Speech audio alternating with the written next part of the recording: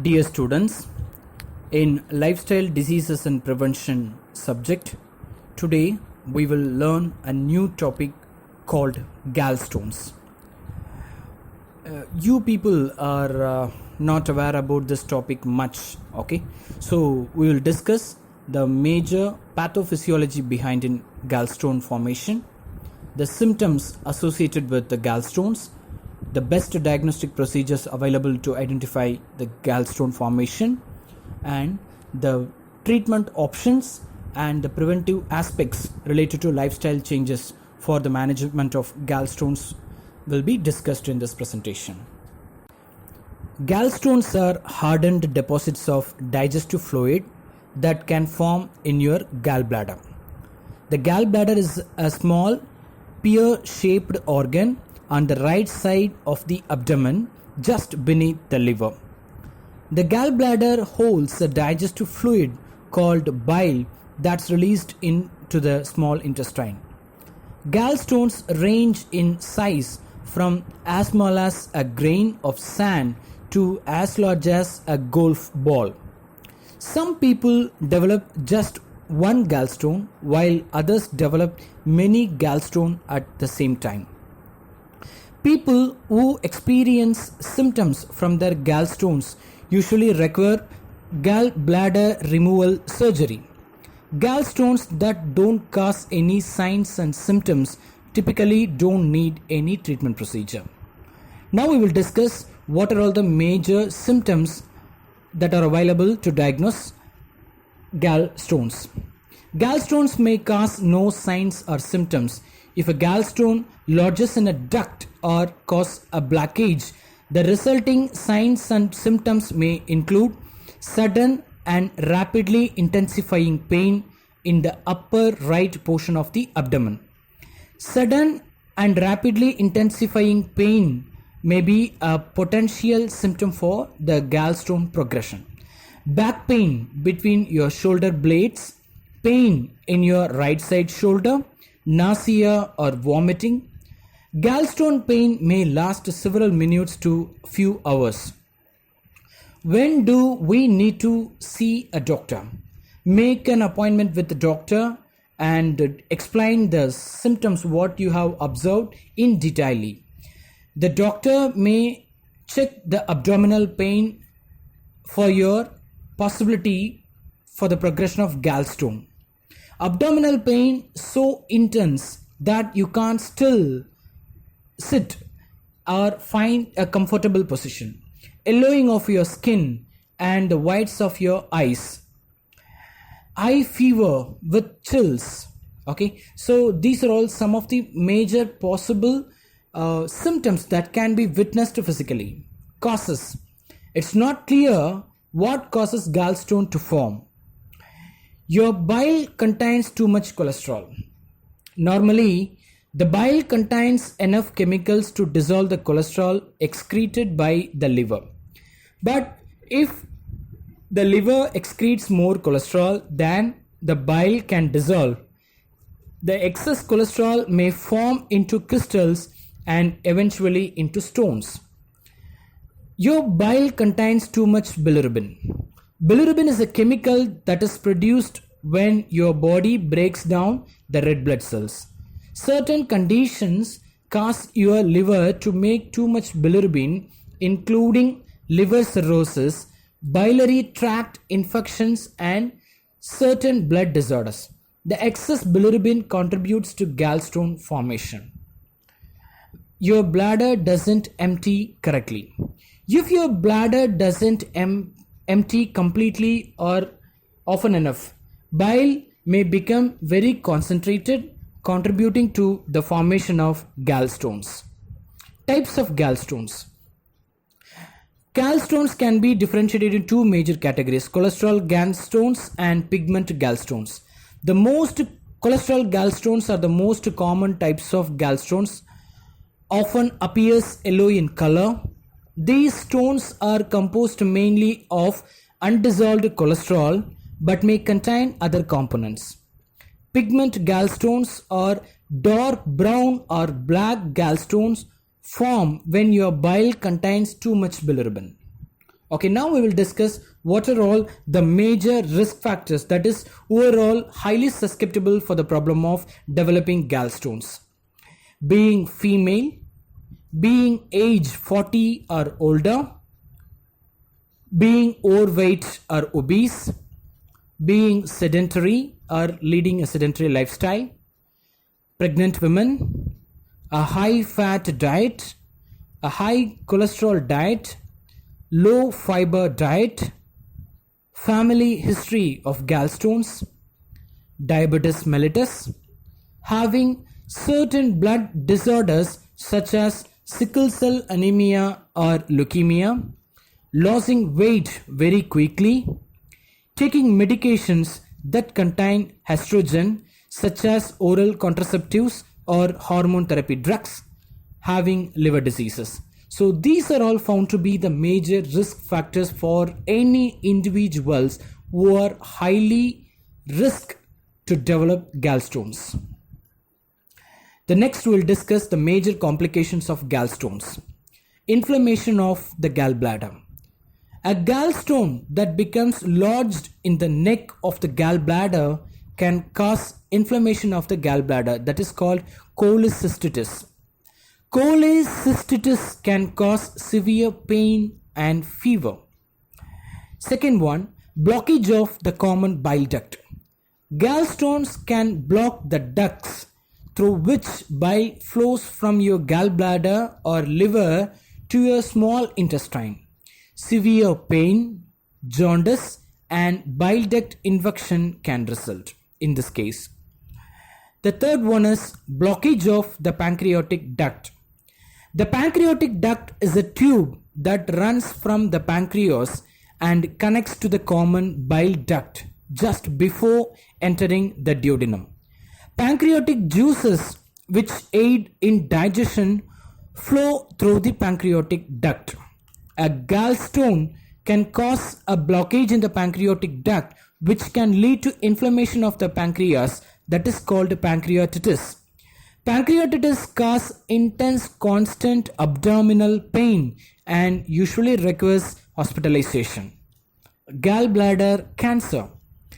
People with a history of gallstones have an increased risk of gallbladder cancer.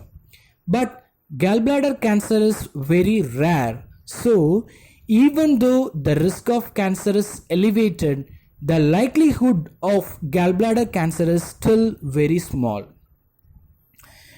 Prevention methods. Now we will discuss how can we avoid or prevent the formation of gallstones through proper medication procedures and lifestyle habits.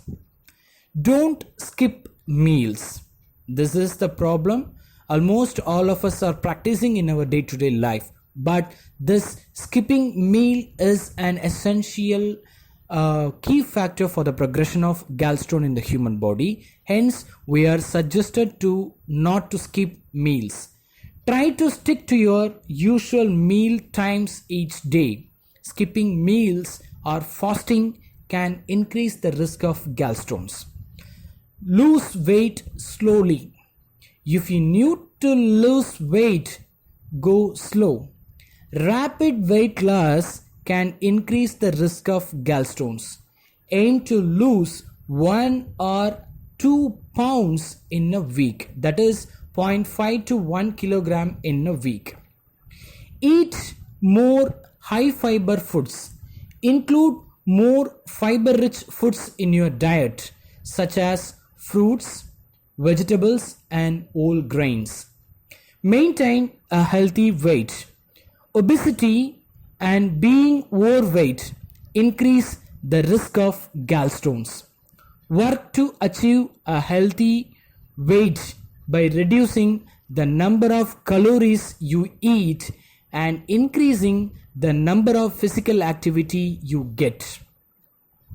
Once you achieve a healthy weight, work to maintain that weight by continuing your healthy diet and continuing the physical activities. Now we will discuss the major diagnostic measures available to confirm the gallstone progression in the body. Tests and procedures used to diagnose gallstones and complications of gallstones include abdominal ultrasound, endoscopic ultrasound, other imaging tests, and blood screening. We'll start with the abdominal ultrasound. This is the one most commonly used to look for signs of gallstones. Abdominal ultrasound involves moving a device, that is transducer, back and forth across your stomach area. The transducer sends signals to a computer which creates images that show the structure in your abdomen.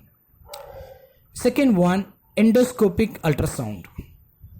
This procedure can help to identify smaller stones that may be missed on an abdominal ultrasound. During endoscopic ultrasound, the doctor passes a thin, flexible endoscope through your mouth and through your digestive tract. A small ultrasound device in the tube produces sound waves that creates a precise image of surrounding tissue. Other imaging tests. Additionally, tests may include oral cholecystography, hepatobiliary immunodiacetic acid, that is HIDA scan, computerized tomography, that is CT scan, MRI scan, or endoscopic retrograde colonographic pancreatography, that is ERCP. All these are the other imaging tests procedures available to diagnose the gallstone progression exactly. Gallstones discovered using ERCP can be removed during the procedure itself. Blood tests. Blood tests may reveal infection, jaundice, pancreatitis, or other complications caused by gallstones. Now we will discuss the major treatment options available for the best management of gallstones. Most people with gallstones that don't cause symptoms will never need treatment. The doctor will determine if treatment for gallstone is indicated based on the symptoms and the results of diagnostic tests. The doctor may recommend that you may be alert for symptoms of gallstone complication such as intensifying pain in your upper right abdomen. If gallstone signs and symptoms occur in the future, you can have the treatment. Now we will discuss what are all the best treatment options available.